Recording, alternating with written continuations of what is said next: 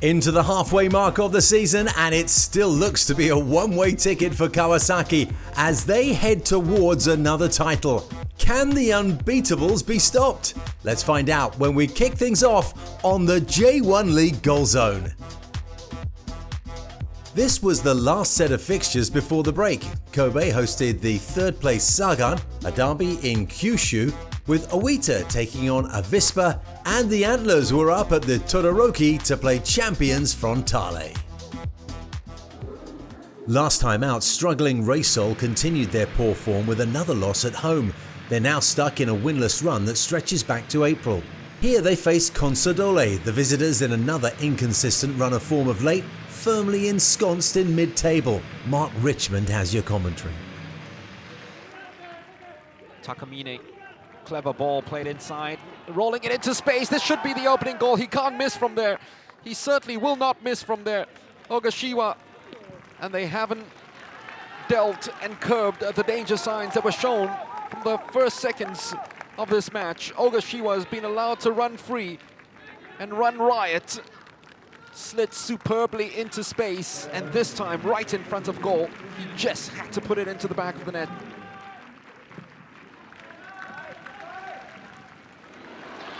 Oh, it's going to be a penalty, surely. The referee hasn't called it. The crowd not happy at all with it. This is where Takahashi actually ran into him. He felt a bit of contact and went down. Well, Mr. Ueda's made up his mind. What's he going to give?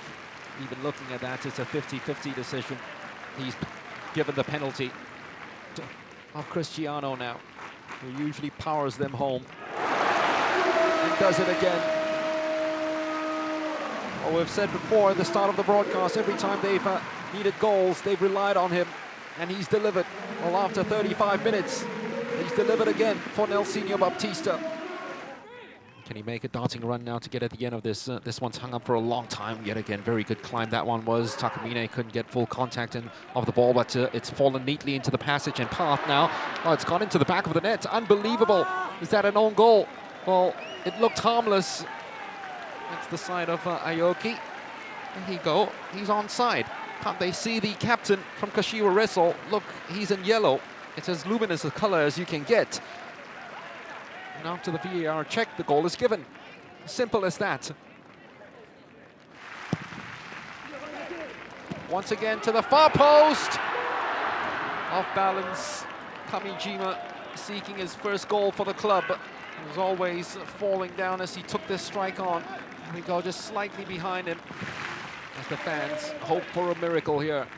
Headed back into the mix. Bothroyd is there, but it's headed backwards. Oh, it's a lovely challenge. It's a wonderful challenge by Miyazawa. He needed to get all ball. He did, and that was a winning challenge because it's given Consadole Sapporo 3 points that has taken them up to 10th in the table. Vissel came back strong in the second half, but couldn't find a way through as they slumped to their 9th defeat in all competitions, losing 2-1 against Consadole Sapporo. The Marinos season continued positively as they recovered from 2 winless outings last time out, taking 3 points in Oita. Looking to make it back-to-back successes, they hosted Shimizu, who picked up a big win after 9 games, but would have to work hard against a team that have been unbeaten at home this season. Here's Shazad Haq. Normally a lovely play from Maeda. This could be goal number 1, and it is. Albert with a pinpoint cross from Maeda. And we talked about thrilling Yokohama F Marinos. And they've started absolutely superbly. Just look at the way he lets us run across his body, Maeda. Foxing that defence, and Albert putting the finishing touch to a delightful move. Albert's normally the one supplying the goals. That's only his 3rd of the season, but it's a great one, isn't it? We've only got one other striker, out-and-out striker to play, and that's Akira Desado. We'll try and get something out of this. Oh, it's a great ball in! And he bundles it in, Thiago Santana. We did say he was a goal threat. Great work around that right-hand side, and they have been threatening. I think they're going to check this. I'm not sure there was any offside. With that storming run, that's what he can do. Lovely ball into that corridor of uncertainty, and I think Takaoka will be disappointed. He did well in the initial save, perhaps. Nothing wrong with that. He did all he could do. He threw himself at the ball, made himself large. It just squirmed under him, and it was easy then for Santana to just tap in.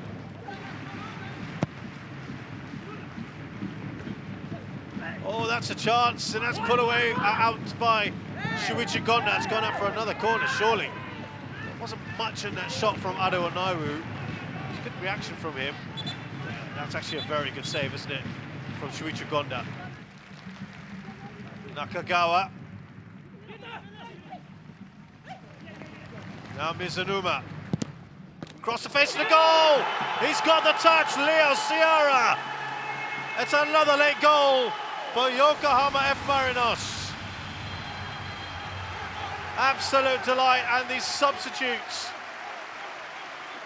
make their impact. Once again, late on, Nakagawa went wide. Koike then out to Mizunuma. And it was an important touch there. 3 substitutes linking up for that goal. And Sierra getting the all-important touch.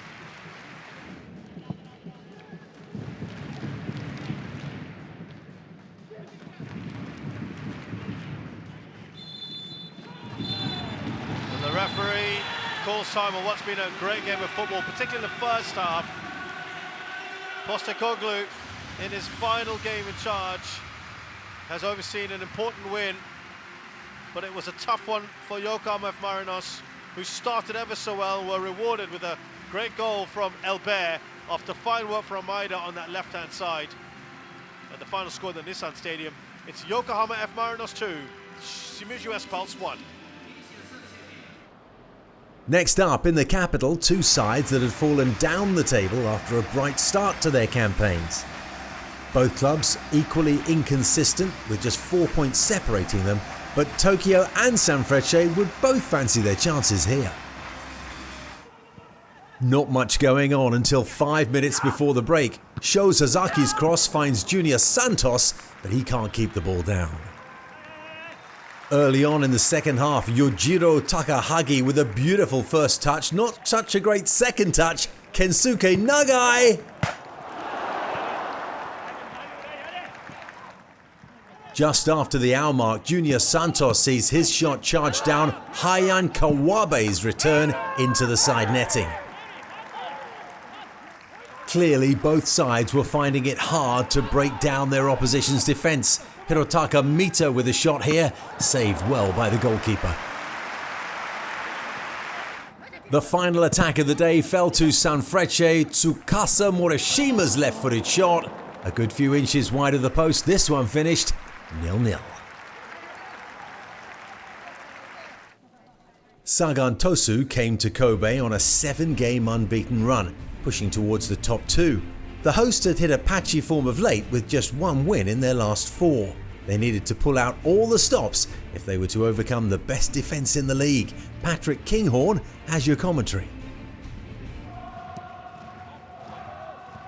Speaking of Sapporo, they of course picked up 3 points at Vissel. There's an early chance, lends itself to Sagan Tosu. What an opening this is early on. They're going to lead inside a minute. Out of nothing, Kaya Sento, the man we focused on before the game, has given Tosu the dream start here. Andreas Iniesta hasn't managed to touch the ball yet. And Sagan Tosu have their quickest goal of the season, timed under 50 seconds. And now Vissel Kobe will have to do what no team has done this season.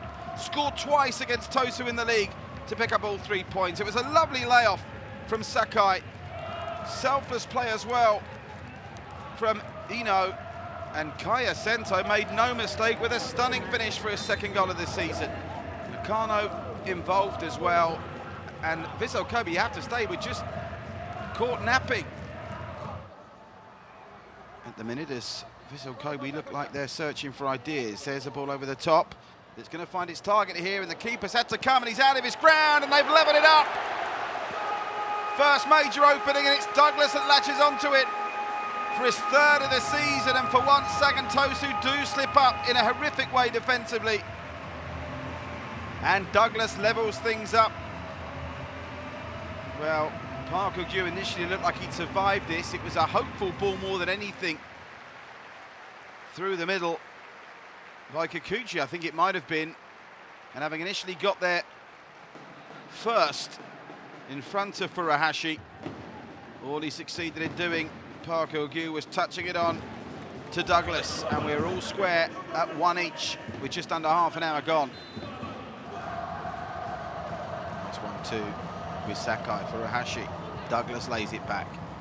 Now Iniesta, can he have a shot from here? Iniesta instead drifts it into the middle, a wonderful cross and a brilliant goal, but the flag is up, is it? It is. It did look offside initially. What about that cross from Andreas Iniesta? Well, it looked almost immediately like he had to be offside. Disappointment for Atsuhiro Miura and the faithful inside the Navir, but it's going to be chalked off this, I'm pretty certain. We'll get the replay in a minute, but initially, despite the brilliance of Iniesta's cross, it did look offside. Eduardo's cross, headed away by Kikuchi. And Nakano will pick up the pieces once more. Nakano, decent cross, free header, Koyamatsu, it's off the crossbar, and the rebound from Yamashita is off Kikuchi and behind for a corner. Here's Shimakawa, now to Kikuchi. This will be the last passage of play in an attacking area. They're that uncertain. Shinya Nakano. Can Sagan Tosu win it right at the death? No, they can't. Hiroki Kazuhara blows for full time, and it was hardly high-octane stuff, but it was compelling in the second half nonetheless. It's finished here. Vissel Kobe 1, Sagan Tosu 1. 3 straight victories for Vegalta in all competitions seem to have given their dismal season a boost, as they were now up against a Cerezo side that had yet to find a win in the whole month of May. Early chance for Vegalta, Takuma Nishimura with a beautiful shot, striking the woodwork. Midway through the first half, Adam Taggart shields the ball after it's played through to him. Jakub Sloig, though, blocks his shot. Just after the half-hour mark, Nishimura plays in Shuhei Akasaki. And the woodwork is not Vegalta's friend today. On 53 minutes though, Cerezo would show them how to do it. Riki Harakawa's free kick finds Thiago, and it's a combination of head and shoulder that puts them one up. 19 minutes later, and Cerezo really ought to have gone 2 up. Jakub Sloik, though, pulling off a fabulous double save. 4 minutes later, at the other end of the field, Vegalta on the break. Martinez coolly takes his time, but his left-footed shot didn't quite have enough pace or direction. But Vegalta's goal did come. Koji Hachisuka's cross going over the outstretched hand of the goalkeeper. Martinez hanging around at the far post puts us level. Big chance to wrap it up for Cerezo in the 90th minute. Hiroshi Kiyotake.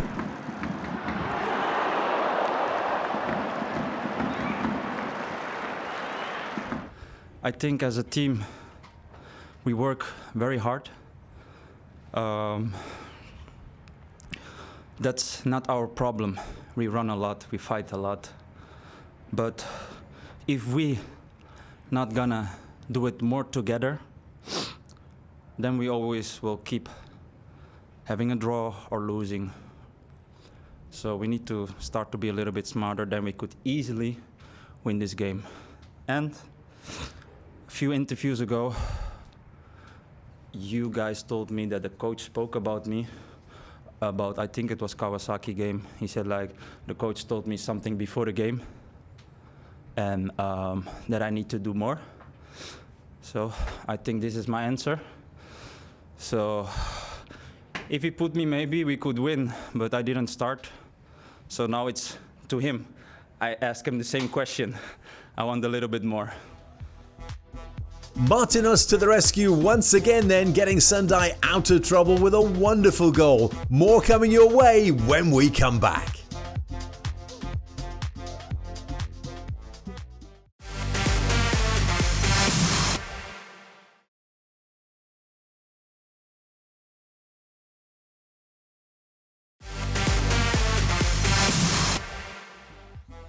This is the one-stop shop for all of your J1 League goodies. Keep watching and we'll keep them coming.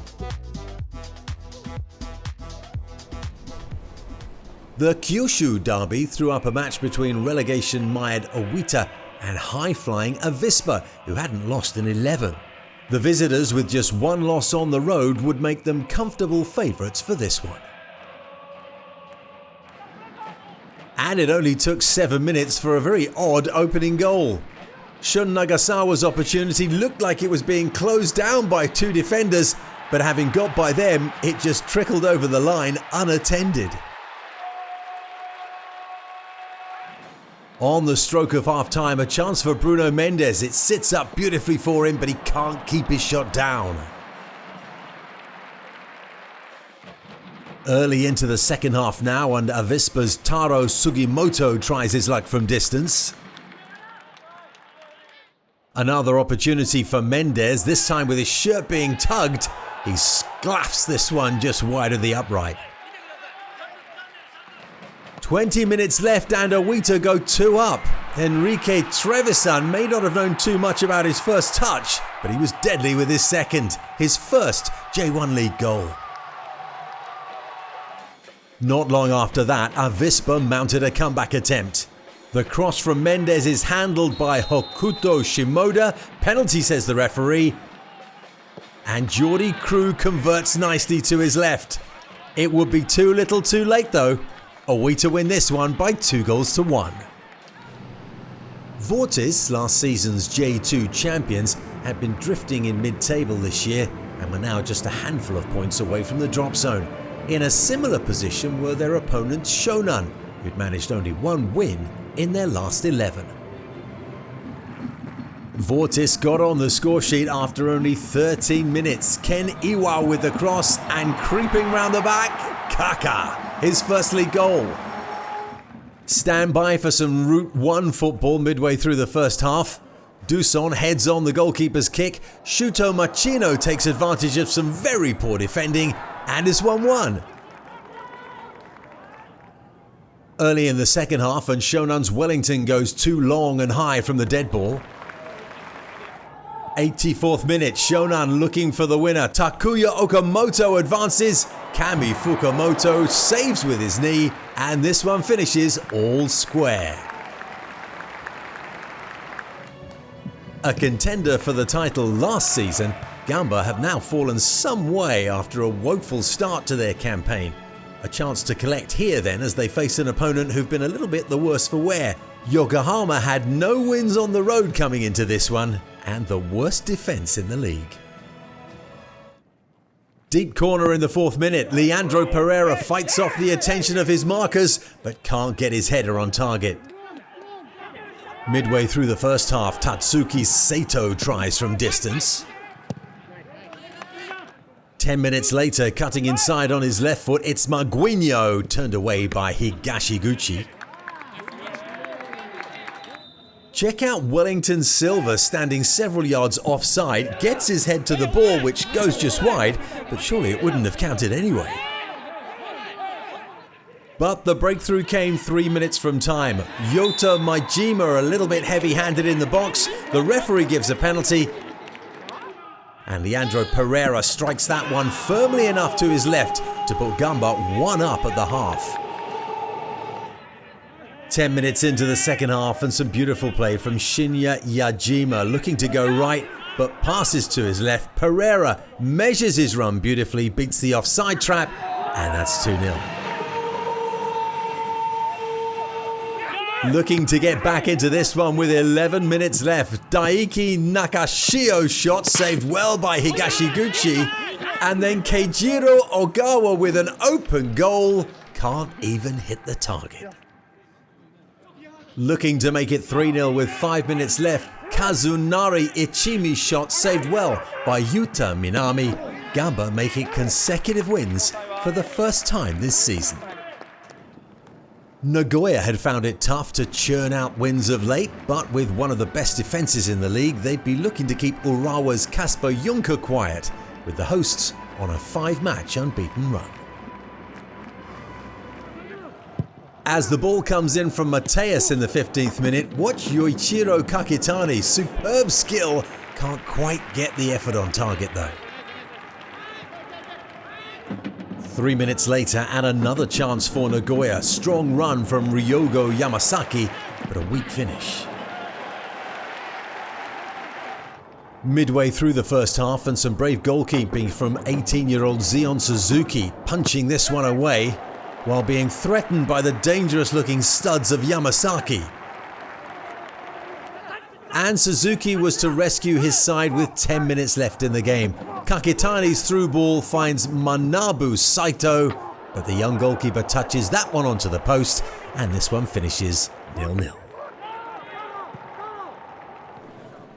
Kawasaki, the undisputed top team in the league, taking on the red-hot Kashima side here, who'd only lost once in their last 14 in all competitions. Wins for Frontale hadn't come easily of late, but taking the scalp of 8-time league champions Kashima would definitely push them further towards their shot at a title this season. Mark Richmond has your commentary.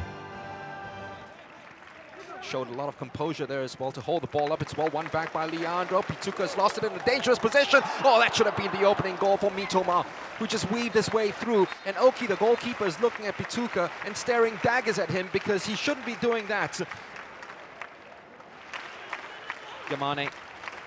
It's a very good defensive organization, you'd have to say, from this Kashima Antlers side. They're sticking to their guns at the moment. Leandro! Can't keep a good man down. Can't keep a good team down. Goal number 12 of the season. He spotted the gap. He made the run through and he shot them down. With one stroke of the right boots, Kawasaki Frontale take the lead after 20 minutes. In midfield for Leo Silva. Machida side by side with him. Decides to use Shirasaki. Clever ball inside, and they found a way through yet again. Jung Sung-ryong comes out. This time he doesn't get close to it. Ayase Oita. Now that's the finish that we know of this youngster. So very good at that in those situations. Dinked it over the goalkeeper. The finish was absolutely pure. Hasegawa trying to curl it inside. Oh, it's gone the way of Kobayashi! Kobayashi, who's been on for only a minute and a half. And his first touch was to chest it down, and his second was to bury it. There we go. Now, was there a touch here? If there was a touch, especially from a Kawasaki player, that would be chalked off. The assistant referee claimed there wasn't. Where did this touch come from? Oh, it came off the Kashima Antlers player, and Kobayashi on his 390th appearance for Kawasaki Frontale. Nagato, poor pass back. Nishimura calls an end to this game. A dramatic finale to a game. And Yu Kobayashi has secured 3 points for Kashima Antlers, who are now unbeaten in 11 matches against Kashima Antlers in the J.League. Final score, 2-1 to Kawasaki Frontale. Nice work from Consadole, picking up 3 points on the road then. The Marinos with another late strike to earn them back-to-back wins. Tokyo and Sanfrecce playing out a goalless draw, while Sagan and Kobe shared the points. Cerezo held to a draw by Sendai, and Kawasaki manager Toru Oniki collected his 100th win as his side beat Kashima 2-1. Oniki going on to set his own record as well, becoming the fastest manager to hit 100 wins. And now Kawasaki have a 15-point lead over Nagoya, who had once again dropped points. But watch out for the Marinos, who moved up to third and are just 3 points behind Grampus with 4 games in hand. Little change at the bottom half of the table, but with so few points separating the sides there, Sendai did themselves a favour and are close to breaking out of the relegation zone. Yokohama look destined for J2 football next season unless they can conjure up a miracle to save themselves. A little bit of time for these teams to regroup then as the league goes on their international break, but you can be sure we'll be back with you on the J1 League Goal Zone. My name's Steve Dawson and we'll see you in 3 weeks' time.